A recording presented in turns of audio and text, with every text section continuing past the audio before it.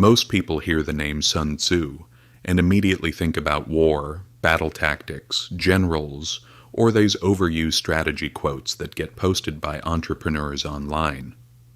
He's usually presented as this mysterious master of victory, someone obsessed with defeating enemies through brilliance and deception. But honestly, I think that completely misses the point.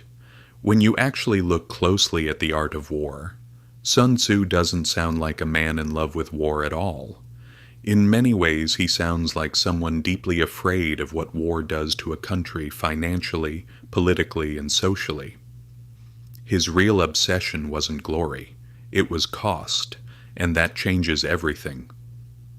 Sun Tzu lived during one of the most chaotic periods in ancient China. Kingdoms were constantly fighting each other, alliances kept collapsing, and rulers were pouring massive amounts of resources into endless military campaigns. Armies were getting bigger, wars were lasting longer, and maintaining those wars required huge amounts of food, metal, labor, taxes, transportation, and manpower. In other words, war had become incredibly expensive. The moment an army started moving, the economy started bleeding.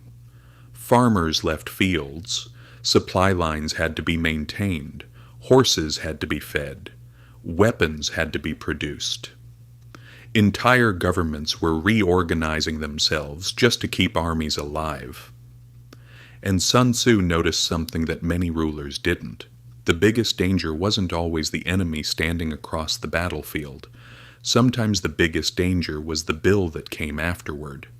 That's why The Art of War feels so different from other military writings.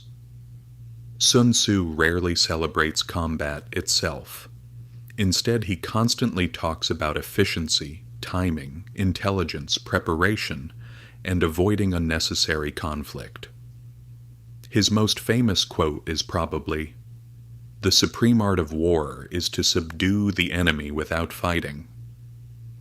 People often treat this like some mystical, philosophical statement, but in reality, it's surprisingly practical. Fighting costs money. Long wars drain nations. So, if you can achieve your goal without destroying resources, losing soldiers, or bankrupting the state, that's the smartest victory possible. From Sun Tzu's perspective, a war that drags on is almost always a failure, even if you technically win. That's what makes him feel so modern. He understood concepts that today we would call logistics, risk management, opportunity cost, and economic sustainability. He realized that intelligence and information are cheaper than direct conflict. A spy can save more money than an army. Good timing can prevent years of expensive warfare. Even his obsession with speed wasn't really about aggression. It was about reducing financial exposure. The longer a campaign lasts, the more resources disappear. And honestly, when you read him this way, the art of war stops sounding like poetry and starts sounding like economics. What's fascinating is how relevant this still feels today.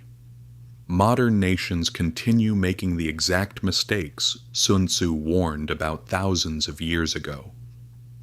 Governments enter prolonged conflicts without fully understanding the long-term economic cost, and eventually the financial strain becomes more damaging than the enemy itself.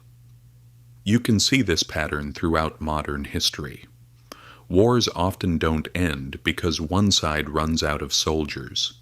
They end because one side runs out of money, stability, public support, or economic endurance.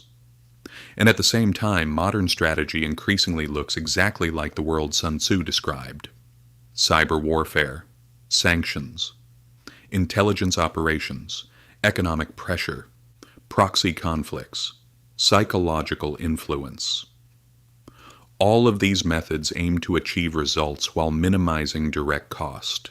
That's why I think people misunderstand Sun Tzu when they treat him as someone obsessed with domination or aggression. If anything, he was obsessed with restraint. He believed real strength came from preserving stability, protecting resources, and knowing when not to fight. To him, the best leader wasn't the one who conquered the most cities. It was the one who kept the state functioning long after the conflict ended. And honestly, that might be the most important lesson in the entire book. Because in the end, power is not just about how hard a nation can strike. It's about how long it can survive the cost of striking at all.